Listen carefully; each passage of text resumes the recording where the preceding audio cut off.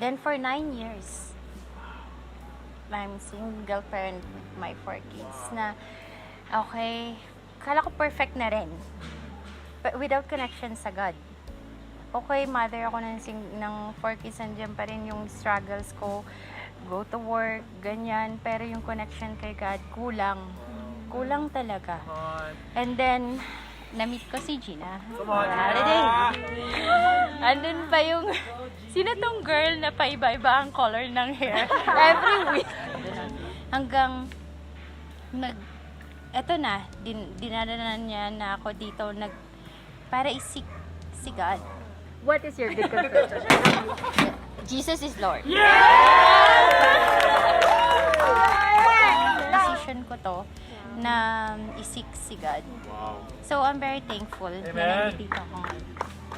Harap Ito.